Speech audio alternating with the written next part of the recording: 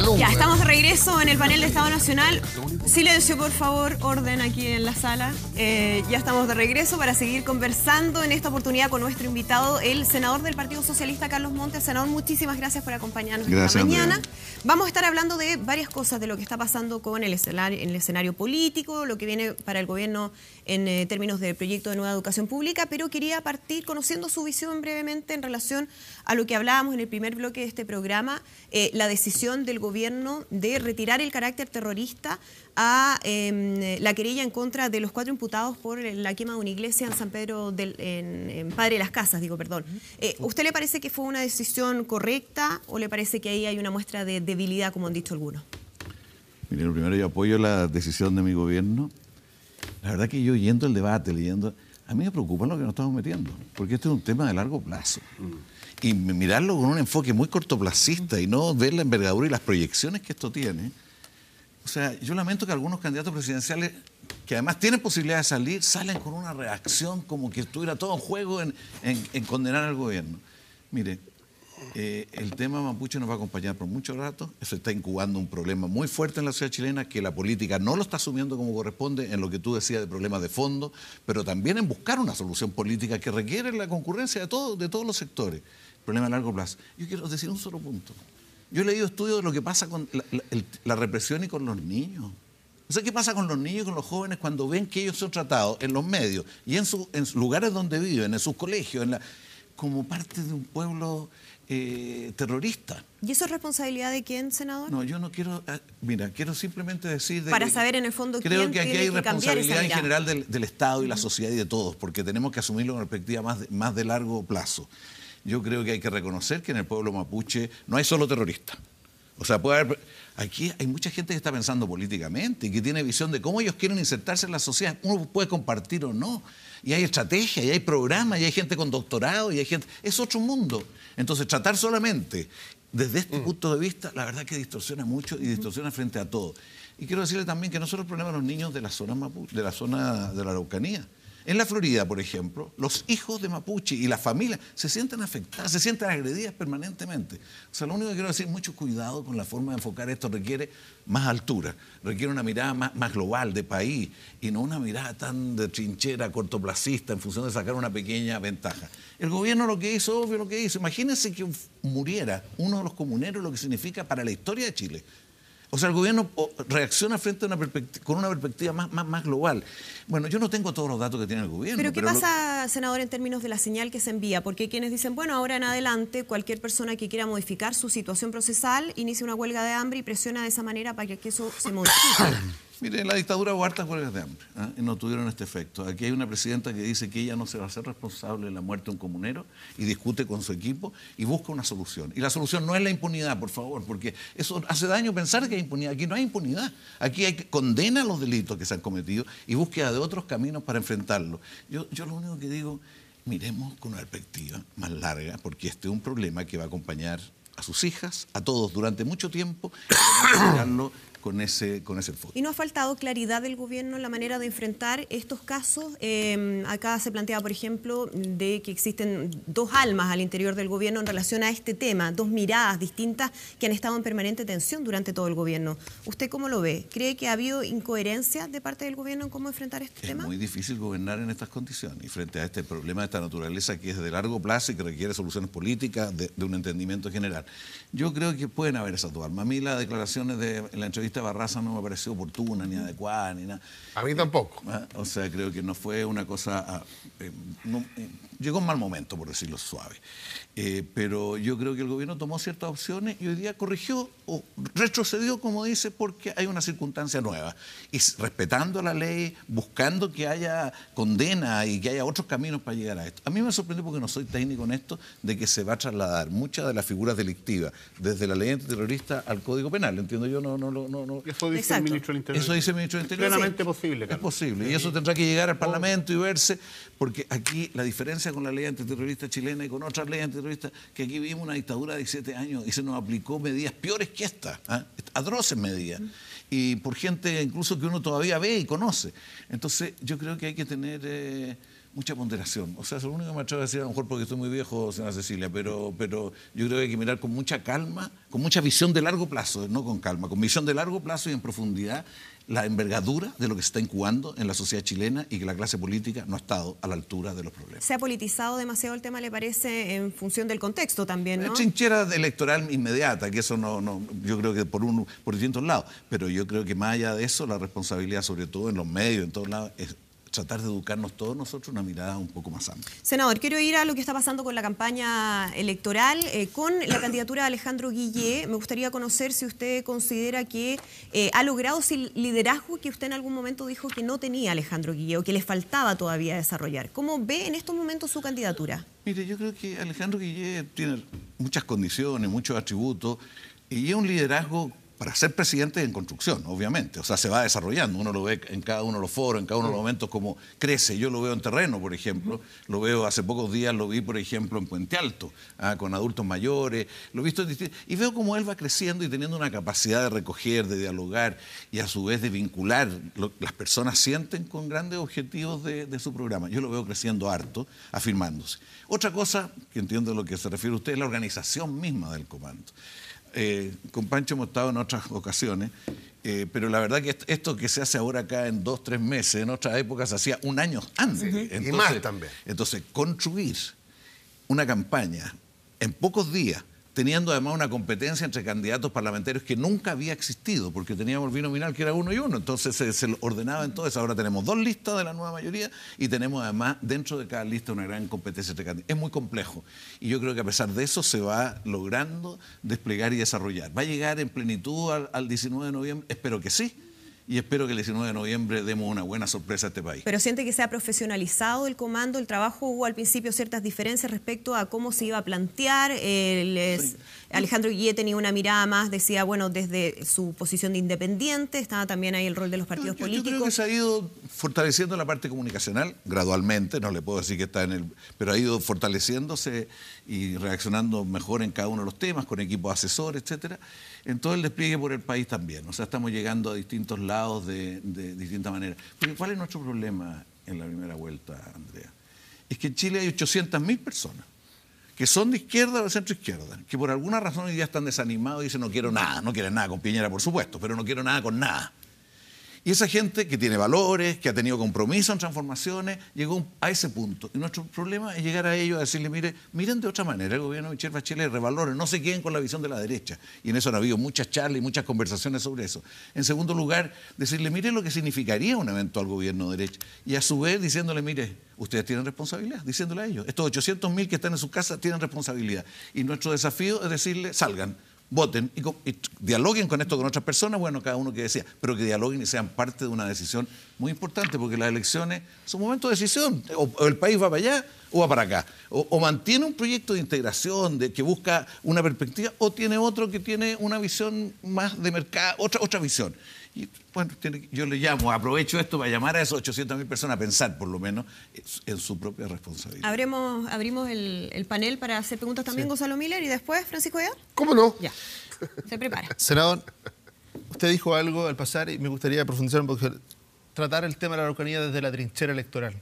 Y dijo también que lo que había dicho el ministro Barraza no le gustaba, que no le parecía correcto.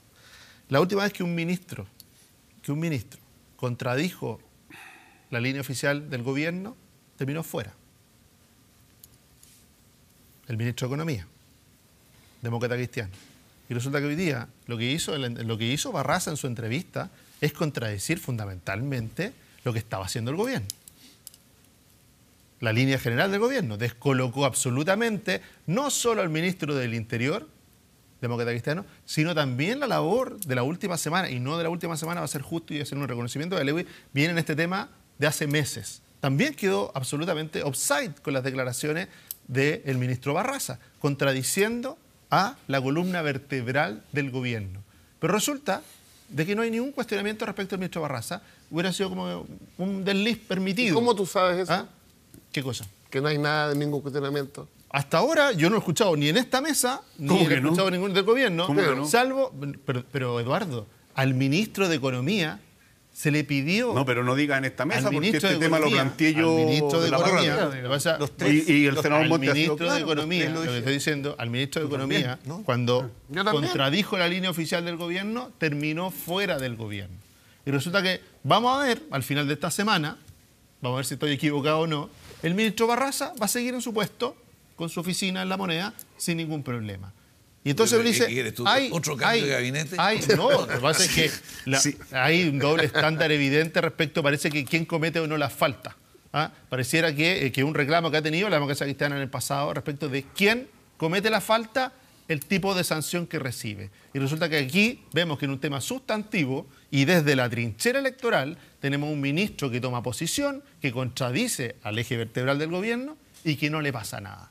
Entonces, cuando aquellos que dicen que es el PC realmente el que le pone la prueba al gobierno y el que finalmente termina teniendo la opinión final. Me hace recordar cuando Benninger llevaba como 4 meses de gobierno y un superintendente, creo que fue Tepliz, que no sé quién, Sí. dijo algo De seguridad social. que contradecía al gobierno. ¿Lo en sacó algo. al tiro? Al tiro, al otro Sí. día. Benjamín Tepliz. Ese. La situación hoy día... Muy buena persona. Muy buena persona y muy talentosa. La situación hoy día es distinta. O sea, él tiene una opinión. Esto va a generar mucha discusión al interior de nosotros, sin lugar a dudas. ¿Por qué en ese momento? Ya la generó, Carlos, antes que tú intervinieras en la misma línea de lo que habíamos dicho nosotros. Yo creo que fue un error de Barraza. Una cosa El tema de inoportuna. los efectos del error. Bueno, pero que eso no lo sabemos. Los que hemos estado ahí en La Moneda, hay formas y formas de, También ha estado comillas, en La Moneda, también. enmendar los errores, pues. Senador. No necesariamente en cadena nacional, pues. Bueno, yo creo que al final eso no es lo más importante. No. Lo más importante es que esto tenga un curso que quede claro frente al país que aquí nadie quiere impunidad, porque lo peor puede ser que los chilenos crean que en esto va a haber impunidad. Si no va a haber impunidad, es descalificar para llegar a un acuerdo que no haya muertes, que no haya personas que mueran, que fallezcan producto de esto. En otra época se les ponía inyección, ¿no es cierto? Aquí estaban a punto de poner inyección a los que estaban en huelga para que... Resguardar la vida. ¿Ah? Para resguardar la resguardar su vida. vida. O sea, aquí tuvimos huelgas de hambre en la época de la dictadura muy larga y al final les ponían una inyección, quedaban muy mal. En fin, la presidenta optó por este camino, retrocedió, como dijo el ministro del Interior, muy bien, retrocedió y definió un curso que pasaba por... y que esto sigue el juicio. Ella no va a interrumpir el Pero juicio. las declaraciones del ministro Barraza no le parece que Perdón, van más lejos ¿me de permite? lo que dijo incluso la presidenta. Yo le quisiera hacer una pregunta al senador Montes, que es un hombre ilustrado y serio, saliendo un poquito del debate más de coyuntura. Hoy día en la izquierda hay una tensión en muchas democracias. Vimos lo que pasó con el PASOK en Grecia, la situación del PSOE en España, la situación... Alemania. Sí, pero en Alemania la socialdemocracia resistió y la democracia cristiana también, en un momento en que el terrorismo está desatado en Europa, digamos, y la ultraderecha podría haber sacado 25 puntos. Sí. En cambio, las tensiones en el laborismo, que también le fue bastante bien, y la situación de la socialdemocracia francesa. Porque hay un desafío por una izquierda que yo llamaría populista, lo digo yo, no digo que lo digas tú. Entonces mi pregunta es, ¿cómo ves al interior de la candidatura Guille, donde yo personalmente creo que está esta tensión, partidario de la retroexcavadora, gente que no valora tanto lo que han sido los logros de la socialdemocracia en el mundo, ni de la concertación en Chile, hacia adelante?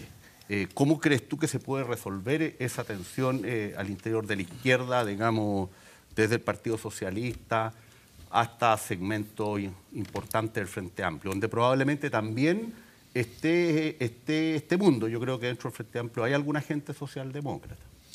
Mira, claramente Alejandro Guillén no tiene este problema. Él tiene clarito las cosas y su problema no es esto de... No digo él, digo la candidatura. No, está bien, dentro de la candidatura puede haber un sector menor, yo creo, no más significativo. Yo tampoco veo esto en Beatriz Sánchez, quiero decirlo, ¿eh? No la veo a ella con el populismo como...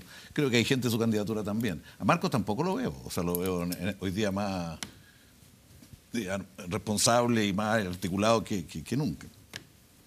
Yo creo que hay que ir al problema que está ocurriendo con la izquierda en general. Si el problema con la izquierda es que nosotros todavía no entendemos bien la naturaleza de la crisis política, por qué lo que están viviendo las instituciones políticas con los políticos.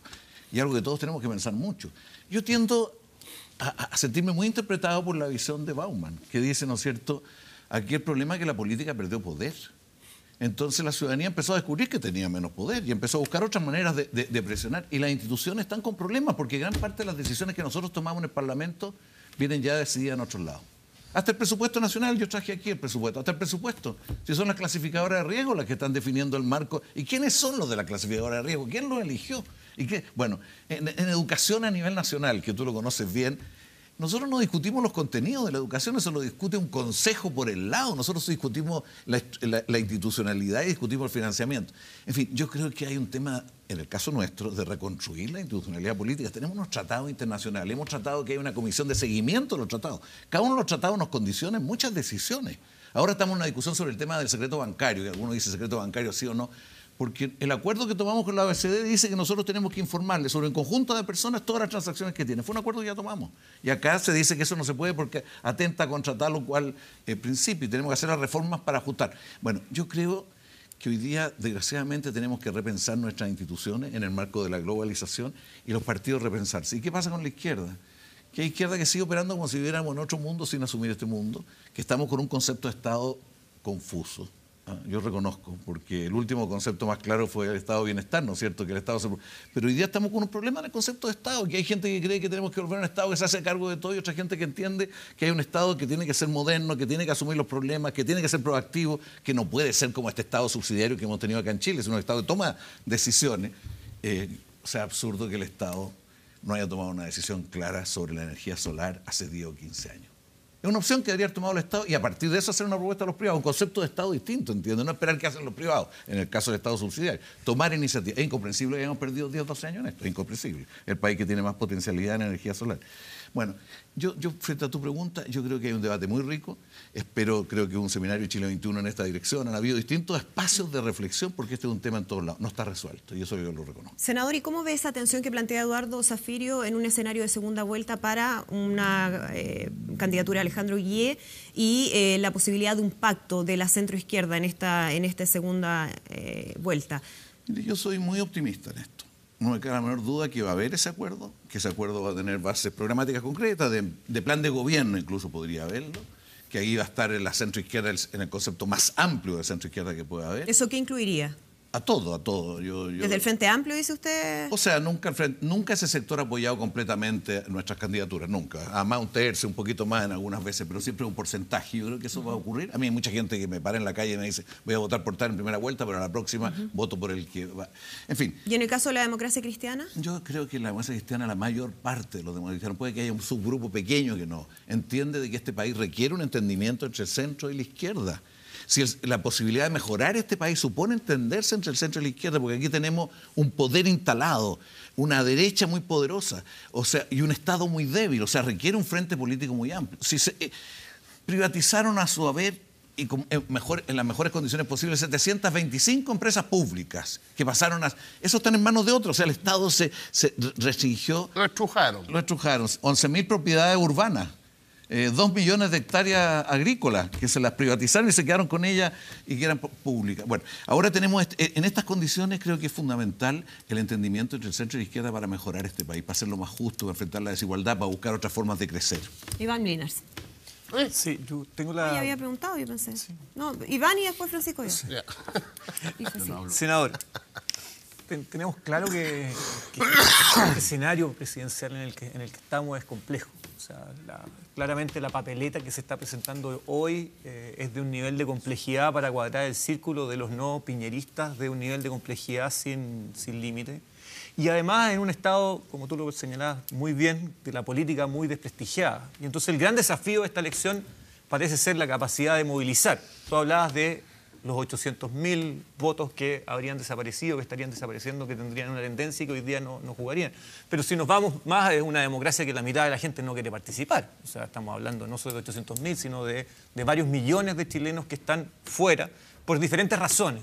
Y entonces, claramente el desafío parece ser el convocar, el ser capaz de llamar a la mayor cantidad de gente. Lo que pasa es que si después uno va a analizar las cifras de cada uno de los candidatos, y ahí es donde a mí me entra el problema con la candidatura de Guillet, que aparece en las encuestas en el segundo lugar, es que si el cuadro se mantiene relativamente igual, podría ser el que pasa en la segunda vuelta.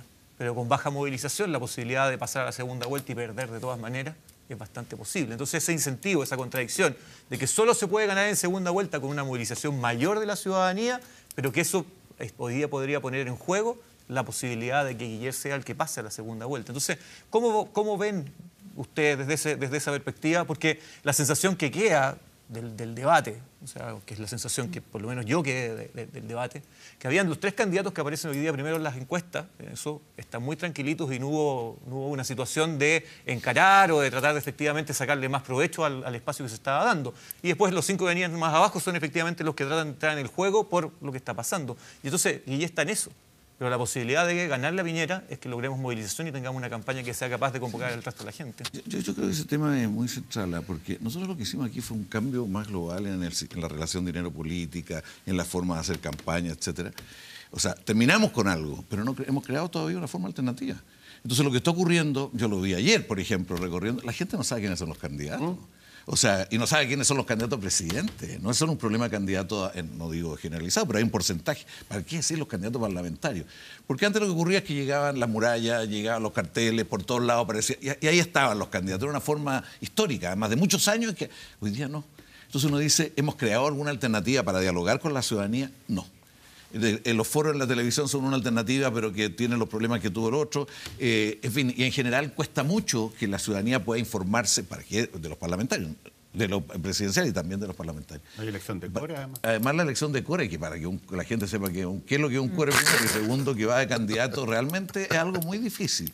Entonces, aquí hay un problema serio y puede que esto se exprese en más o la misma abstención que hubo antes.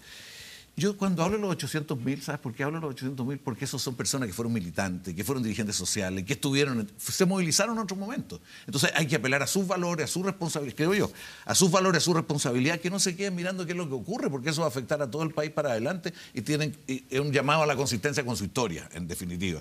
Pero sí sé que hay mucha otra gente. ¿Cómo motivar? Los planteamientos... O sea, cuando las reformas de Michelle Bachelet fueron descalificadas de la manera que han sido descalificadas, y la palabra reforma aparece como algo que tiene problemas, pero que la historia va a valorar mucho, yo creo que estas reformas van a valorarse mucho desde una perspectiva más larga, eso hace que la candidatura que llegue, que va a consolidar la reforma tributaria, que va a consolidar la reforma educacional y que va a abrir reforma en otros campos, va a seguir con el tema de la nueva Constitución, bueno...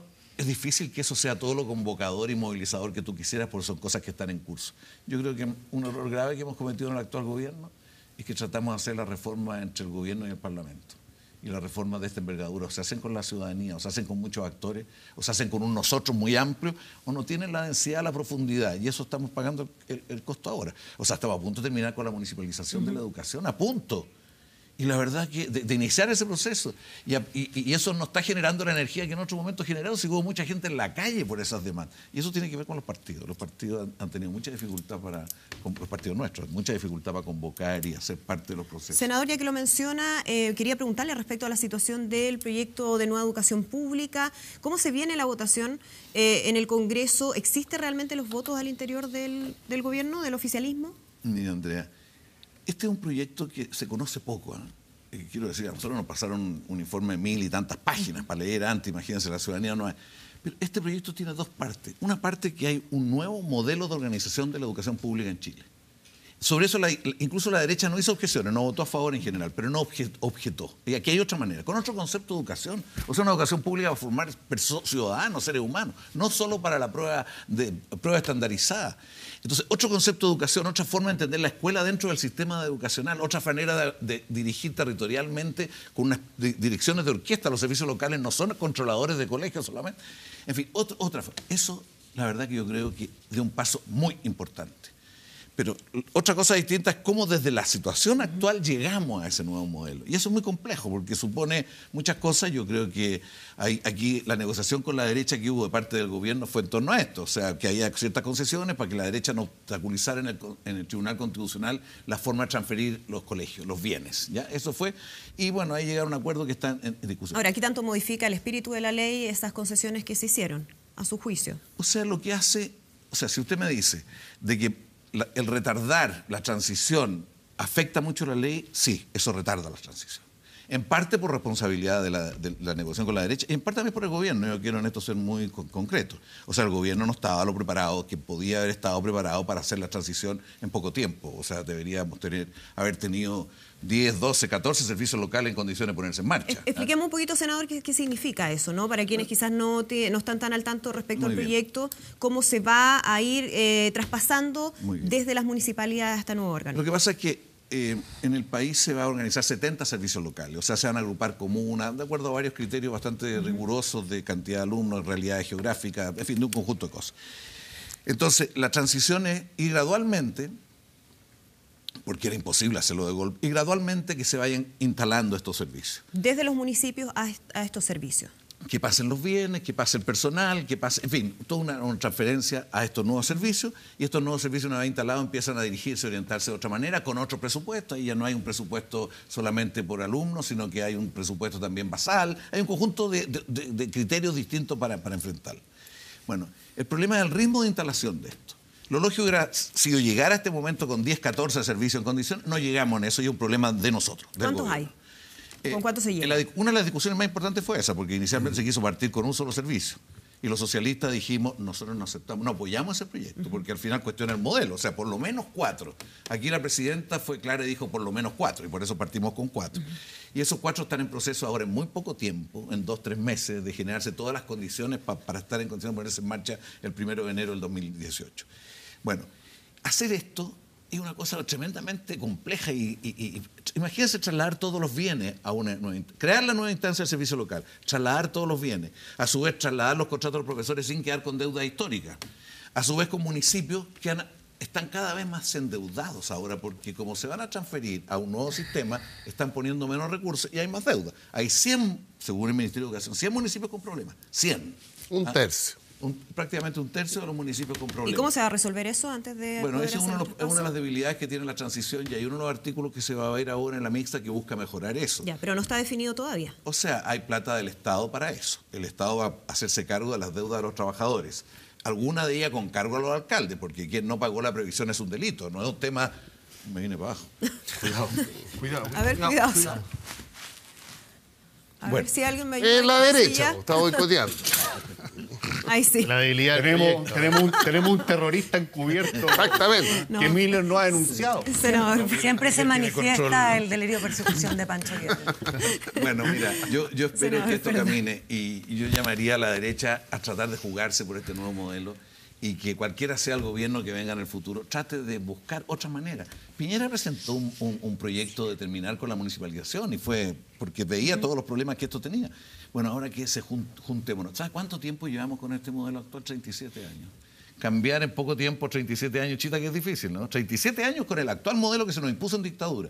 ¿Cuánto tiempo nos costó a la nueva mayoría ponernos de acuerdo en esto? 19 años. Porque la verdad, siendo franco, nosotros tuvimos diferencias, y tuvimos diferencias en distintos momentos. Ahora, llegamos a un cierto nivel de acuerdo, tanto en el concepto de educación como en la organización del sistema a nivel nacional y a niveles locales, y yo espero que esto no va a ser al otro día, porque alguien quiere evaluarlo a los 2 o 3 años. Si esto va a demorar 5 años, por lo menos madurar. Ya, pero ¿usted queda satisfecho con el cambio? O sea, con el proyecto que se va a votar. Yo estoy satisfecho con el modelo nuevo, no muy satisfecho con la transición, pero la realidad estamos tratando de mejorarla y la comisión mixta va a haber acuerdo, su pregunta, va a haber acuerdo sobre esto. Y estamos tratando de mejorar los términos de la transición en 11 puntos que están en la comisión mixta, que se ven el lunes en la mañana. Cecilia. Senador, lo he escuchado atentamente y me da gusto verlo ahora bastante más entusiasmado que cuando uno lo vio cuando bajaron a su candidato, que era el Estamos presidente todos más Ricardo Lagos. entusiasmados. No, tú Cecilia. siempre te entusiasmas acá en un segundo. Es fácil, el Es entusiasmo es fácil. fácil. ¿Ah? En el caso del senador Monte había manifestado ahí por lo menos un silencio reflexivo. Solamente una aclaración antes de ir a 2 preguntas. Usted decía, y tiendo a concordar en cierta parte, que el problema de las reformas de la presidenta Bachelet es que solamente las discutió con el Parlamento y no con la ciudadanía. Yo tengo una reflexión un poquito más profunda, pero sí una aclaración. Con parte del Parlamento, que fueron ustedes, que yo creo que también eso fue un error. Luego las preguntas. Aquí usted ha señalado que la campaña del candidato Guillé se basa en profundizar las reformas, esta misma reforma de la presidenta Michelle Bachelet, y uno se da cuenta que entonces que es más de lo mismo. ¿Usted es parte del comando, como lo era el presidente Lagos, o no? Tú, Pancho, eres parte del comando. ¿Usted no, senador? Es un gran ayudista. Sí, ya. Entonces, en esa línea, Superar el entusiasmo de Vidal es la difícil. pregunta, sabiendo que es profundizar las reformas de la presidenta Bachelet, ¿cuál vendría siendo la diferencia entonces de Alejandro Guillé en materia programática, lo que uno pudiese llamar el sello, la prioridad? Esa es una pregunta. Y lo otro con respecto justamente a ese libro gigante que trae usted ahí de la ley de presupuesto con el gobierno. Eso. Y este es de este año. Del 2017. Dice 2017. Es rápido nuestro gobierno, pero no Sí, está. Ahí está. Del 2017. ¿Se ha puesto de acuerdo cuál va a ser la postura del Parlamento frente al gobierno en la discusión del presupuesto? Particularmente la negociación que viene con Hacienda y finalmente lo que se preguntan, al menos de las candidaturas de los que eventualmente pueden liderar el próximo gobierno. ¿Hay espacio para que quede una holgura fiscal para que el próximo gobierno pueda tener disposición de recursos para los programas comprometidos? Mire, que esto que el gobierno actual haya conversado solamente con un sector no es verdad. Acuérdense que la reforma tributaria se votó por unanimidad y hubo largas conversaciones. Hubo unanimidad. Amplitud no participó. Un voto creo que no fue. Bueno, pero esto fue completo todo y ahí estuvo en la firma, en fin. Con caras muy enojados todos. Sí, algunos. Yo estaba enojado por Sí, ciertas cosas. O sea, cosas que a mí no me parecieron bien. O sea, haber permitido seguir pasando por los paraísos fiscales cuando hasta Estados Unidos lo tiene prohibido no me parece. Pero bueno, eran las condiciones que nos impuso Yo tampoco en ese estaba caso. contento. Yo encontraba que era una mala decisión final y que Pero, la o sea, terminara fue blindando. conversado. En el caso de Mi educación- coalición lo encontraba que era malo. En el caso de educación también ha habido mucha conversa en algunos proyectos, en otros no. Y con parte incluso de las fuerzas de gobierno. O sea, y de repente llegan a acuerdos algunos que no nos consideran ni siquiera algunos de nosotros. Pero así son estos procesos de complejo. Nosotros no estuvimos de acuerdo al partido por la ley de inclusión, habría un partido por educación pública, de todas maneras. Y paralelamente ir avanzando la ley de inclusión. Bueno, pero son cosas de la implementación de una muy buena idea para Chile. Yo estoy seguro, Cecilia, que usted entenderá que este país no puede seguir con la educación pública que tiene. Porque puede ser mucho mejor, tenemos condiciones, tenemos recursos como nunca hemos tenido en educación. Partimos el año 90, ¿sabe cuántos recursos había en educación total? $1.000 millones. Hoy día tenemos $17.000 millones. El problema es que tenemos que cambiar el enfoque, la orientación, la manera de gestar. Ahí tenemos diferencias. Las prioridades en educación escolar, en preescolar, en educación parvularia hemos hecho más que nunca. Lo que se ha hecho en acceso ha sido más que todo lo que se hizo en la historia anterior de Chile, en toda la historia de Chile. Y lo que se ha avanzado en currículum a nivel de parvulario, porque se dice solo construir, no, se ha buscado otras maneras de hacerlo. O sea, la verdad que es desconocido, pero esto va a tener un impacto de largo plazo para Chile. Y en el caso de educación superior, hay un debate abierto, y hay un debate abierto y nosotros tenemos conversaciones con todos. Hay parte de la derecha que entiende de que lo central de un sistema de educación superior es un sistema de universidades estatales, robusto, y que no puede ser uno que tenga 14,8 en la matrícula, y que apenas el Estado le aporta el 30% de los recursos que aporta educación superior. Hay gente de su sector, de su partido, que piensa así. Y nosotros conversamos con ellos porque hasta los más neoliberales entienden que en un país tiene que haber universidades estatales, que no puede ser que no haya un proyecto público básico. Bueno, entonces yo creo que es una reforma fundamental para ser un mejor país, fundamental. Nosotros con la UDI tuvimos harto problema en su momento, cuando aprobamos la ley de acreditación para evaluar las universidades. ¿Sabe lo que nos decía? José Antonio Cast. 800 indicaciones. ¿Sabe qué nos decía? ¿Para qué esto? Si el mercado es el que acredita cuál es buena universidad y cuál no. O sea, ese es el tipo de debate con el cual partimos. La ley de acreditación no evitó ni la Universidad del Mar ni la ARCI. Pero eso es otra cosa. Eso es otra cosa. El mercado hubiera evitado mucho ambas más. acreditadas. Pero otra cosa, ¿sabe cuánto nos demoramos en poder cambiar los directores para que entraran a concurso los directores de las escuelas públicas, las escuelas municipales? 10 años. ¿Y por qué? Porque necesitamos curas y no teníamos curas en el Parlamento. Y estaban en contra porque decían nos van a poner a gente de otro sector político. O sea, se trataba porque los directores provenían de la dictadura. Venían de la dictadura y no pudimos. Entonces, pero han tenido mayoría. Pero mira, yo no quiero entrar en la cosa chica. Lo que quiero entrar es decir, mira, aquí estamos iniciando otra etapa después de 37 años en la educación, empezándola. Va a depender mucho de lo que hagan los gobiernos que vienen, cómo lo hagan, pero empezando otro ciclo en la educación pública, con imperfecciones. Yo le pondría un 5 al nuevo modelo, porque todavía le faltan cosas. O sea, a mí me parece que el sistema de financiamiento todavía hay que reforzarlo mucho más, porque aquí viene aporte basal de $450 millones y nosotros pensamos que tiene que ser mucho más que eso. Y en segundo lugar, porque aquí el sistema de evaluación, que todavía está muy cargado a lo estandarizado, a pesar de que eso ha cambiado en este gobierno. No tenemos el semáforo famoso de la BIMPO, en el gobierno Piñera, una cosa absurda, que fue en Estados Unidos fracasó completamente y la traen acá como gran invento. Lo único que hizo fue estigmatizar colegios que estaban en rojo. Bueno, todo eso se ha ido corrigiendo, pero ahora nos falta cambiar un artículo de la ley de acreditación que dice que son 2/3 pruebas estandarizadas, 1/3 de otro. Y en eso estamos y esperamos que eso se logre en lo que queda, pero esperamos que cualquiera sea el gobierno que venga, ayude a consolidar esto, a mejorar la educación, porque es un tema nacional, de país, no es un tema que hay que sacarle ventaja. Está bien, pero yo le preguntaba con respecto a la campaña de Alejandro Guilla. Sí, pero estaba contestando de otra parte de su pregunta. Respecto a la campaña... Mira mi aseveración. ¿Pero cuál es la pregunta? No, me dice si estoy en el comando. Yo no. No fue la pregunta. En términos programáticos. Del gobierno usted ha señalado... Sí. No. Está bien. Usted señalaba Tiene que elementos más de lo Alejandro mismo, Guillet ya. iba a ser continuador de la reforma de la presidenta Bachelet. Y yo le decía, ok, eso es más de lo mismo. ¿Cuál es entonces el sello? ¿Cuál es lo diferenciador? No, sí, programáticamente. Eso lo estoy preguntando. Mire, en la historia Estoy haciendo un juicio. hay temas, o sea, cuando gobernó Frei Montalva empezó la reforma agraria y empezó a chilenizar el cobre. Y lo que hizo Allende fue completar la reforma agraria y fue nacionalizar el... O sea, hay ciertas continuidades. Sí, pero eso está bien, eso ya está Entonces, dicho. lo que hace ¿Cuál es lo Alejandro, diferente? lo que hace Alejandro Guillet es tomar esta reforma, ver cómo mejorar muchos aspectos, profundizar, llevarla adelante. ¿Para qué? Para tener una mejor educación para Chile, si no es un problema político para los niños chilenos, porque ha sido muy cruel la manera en que hemos formado a los niños chilenos con el actual modelo. Y por otro lado, yo creo que hay cosas nuevas.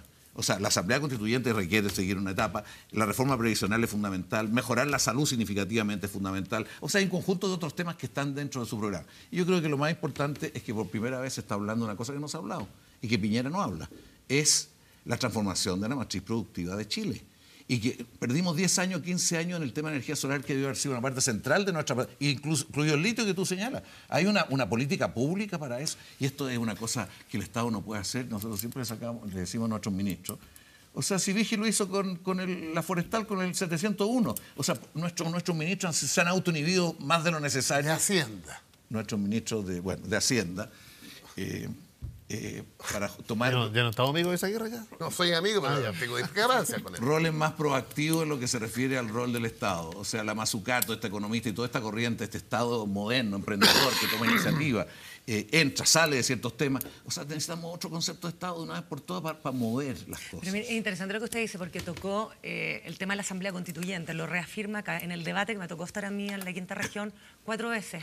El candidato Em Linders emplazó al candidato Guillet a sostener si estaba de acuerdo con una asamblea constituyente o no estaba de acuerdo con una asamblea constituyente, justamente. Por la asamblea constituyente. Claro, y no respondió esa pregunta.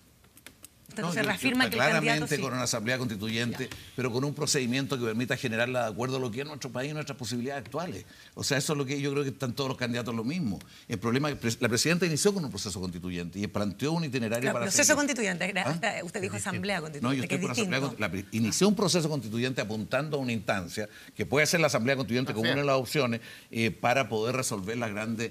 Pero esto supone, Cecilia, una derecha o una parte de la derecha que se abre. Que no sea cavernaria. Que, como dice Vargas Llosa, que no sea cavernaria. La derecha cavernaria. Y las explicaciones de mi amigo Alamán hoy día en el diario sobre los cavernarios eran más cavernarias todavía que lo que dijo Vargas Llosa. No, nosotros como sector político tenemos clarito lo que queremos hacer, por eso le estoy preguntando. Pero Ustedes la confusión.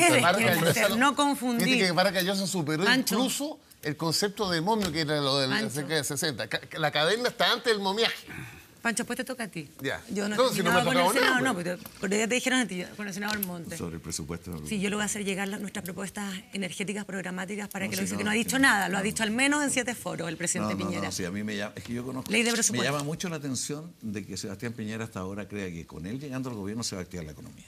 Porque Pero eso si no lo supone- dice él, No, lo dice la gente. no, está bien. No, los especuladores. No va a ser Están así. votando. La bolsa. No, el Banco Los Central dice ciudadanos algo son los contrario. especuladores, Pancho. El No, Banco no, Central- lo de la bolsa. Pero sobre eso, ojo, porque hoy día hay unas declaraciones muy interesantes de Moreno Sí, diciendo, sí. cuidado con pensar que porque el ciclo ha mejorado, este país resuelve. No, él dice porque Yo estuve a muy nivel- de acuerdo con eso, porque aquí hay un problema de productividad, pero brutal Y de para adelante. expectativa. Y Él ley de dice que no presupuesto, basta, dice Sí, Moreno, expectativas pero corto también plazo. lo dice Corvo, que no basta con que haya una mayor actividad económica a nivel mundial y que suba el precio del cobre. Necesitamos también, ahora con lo que ha ocurrido, hacer ciertos cambios en las características claro, de y nuestra tener economía. certeza Senador. jurídica. Y eso requiere otro reglas Estado. claras. El piloto La ley de automático. presupuesto me Sí, importa eso. mucho la ley de presupuesto. Lo que preguntaba Cecilia brevemente en Holguras relación a fiscales. presupuesto para lo que se viene el próximo ¿Cómo año. van a Bueno, enfrentar lo que la yo le negociación puedo con decir de Hacienda? que el gobierno va a hacer lo que han hecho los gobiernos anteriores a la concertación, va a ser lo mismo. 0,7% para holgura, o sea, de libre disposición, y 0,4% reasignación. O sea, más de un punto del PIB para efectos de instalar el nuevo gobierno. Y ya está muy de acuerdo con esa propuesta. Francisco Porque Villa. creo que con eso puede instalar bien su gobierno.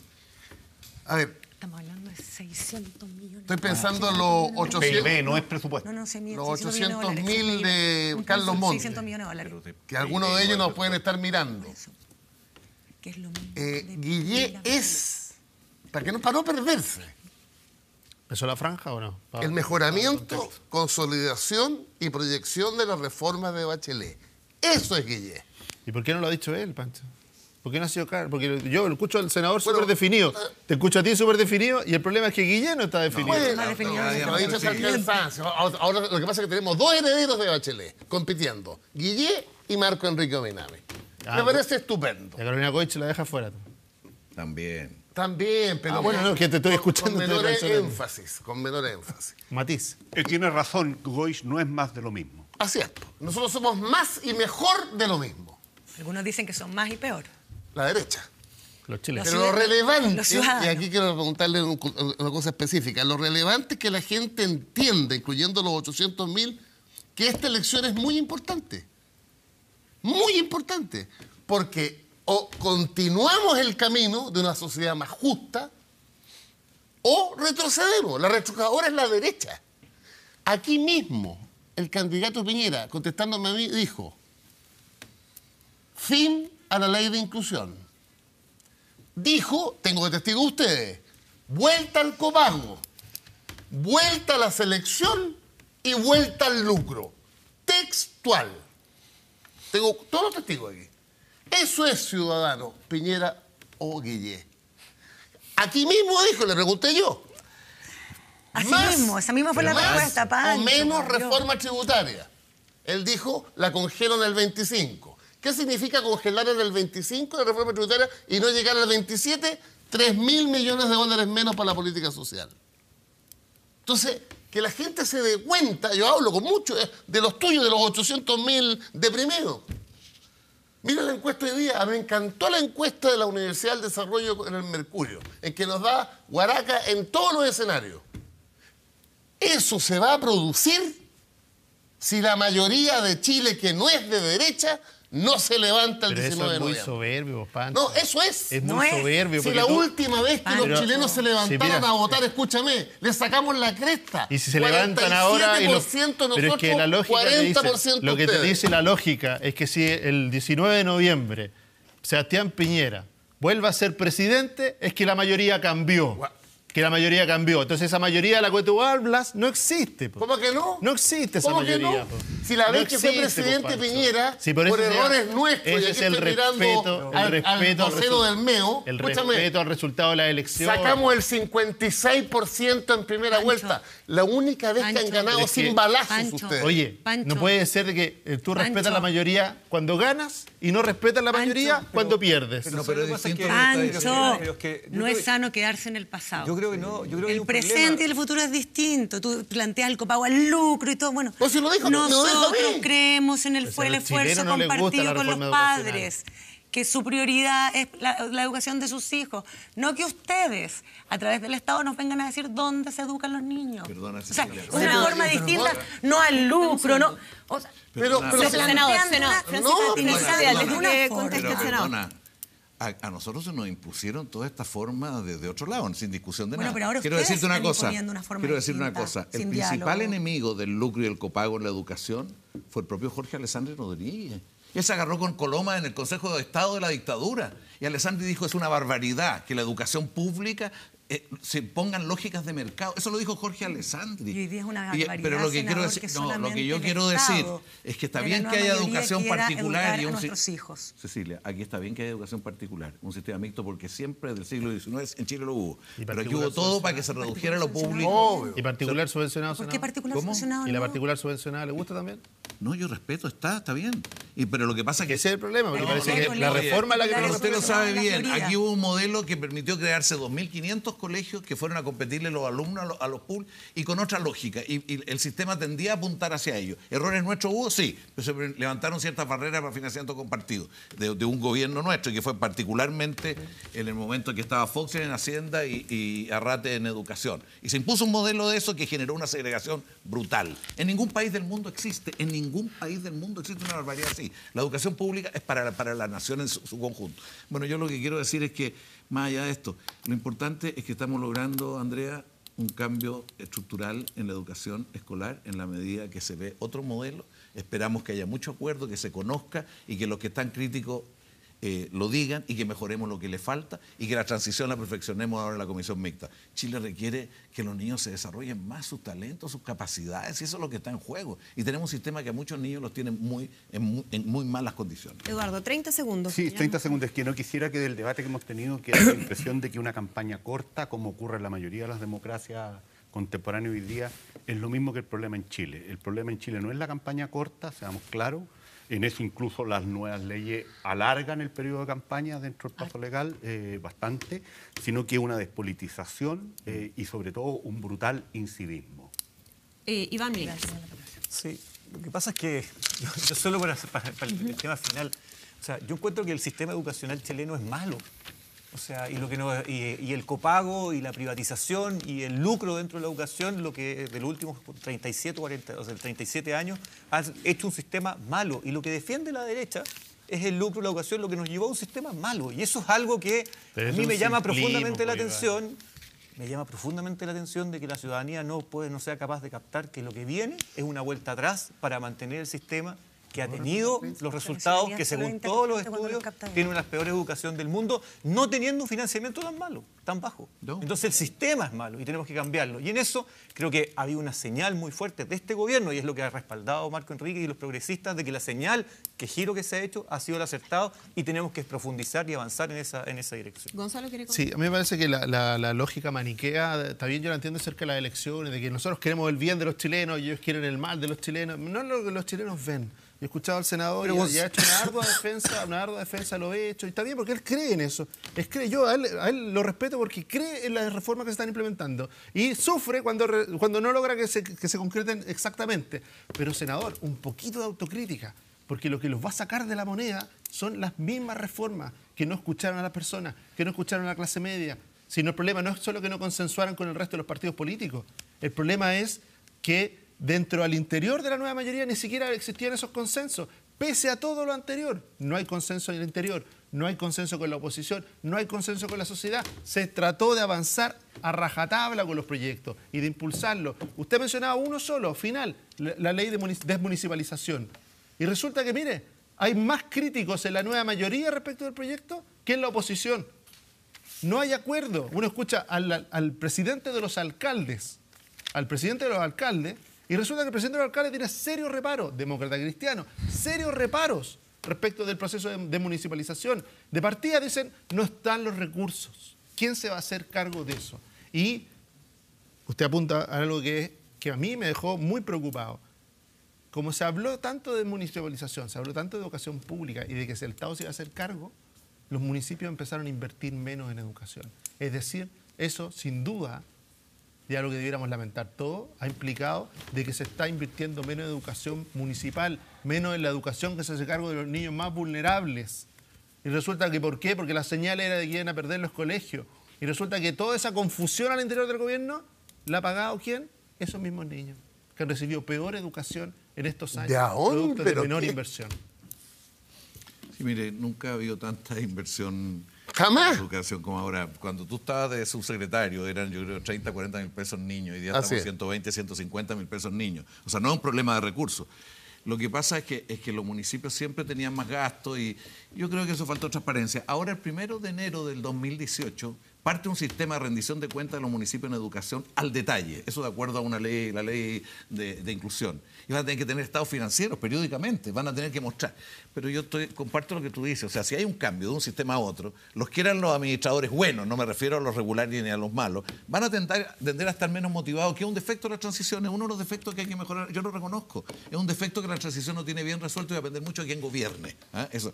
Respecto a otro elemento autocrítico, creo que aquí hemos planteado varios, pero lo que queremos destacar es que gracias a este gobierno se inicia algo que no habíamos logrado con 3 proyectos anteriores, 3, porque esto partió con Lago. Lago en 91 quiso terminar con la educación municipal. O sea, hubo un proyecto del OCE completo distinto. Bueno, el 2001.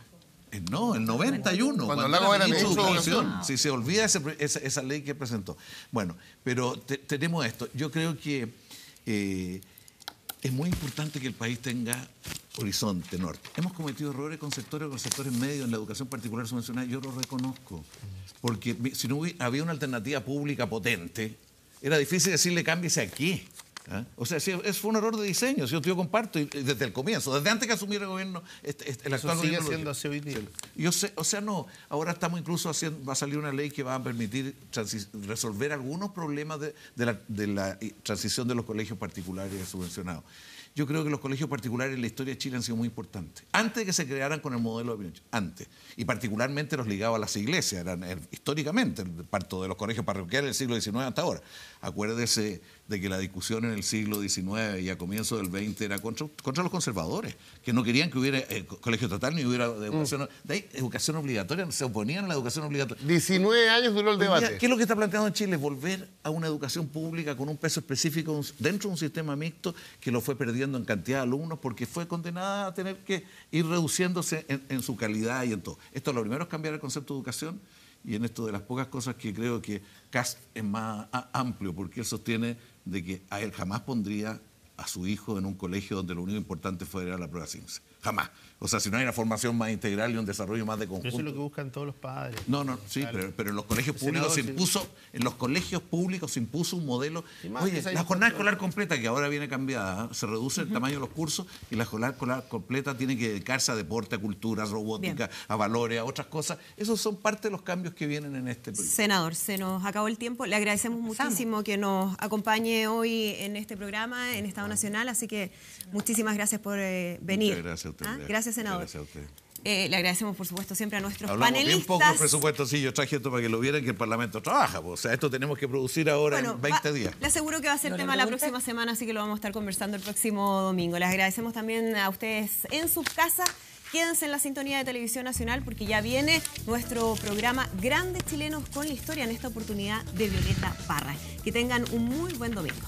Muy bien, muy bien.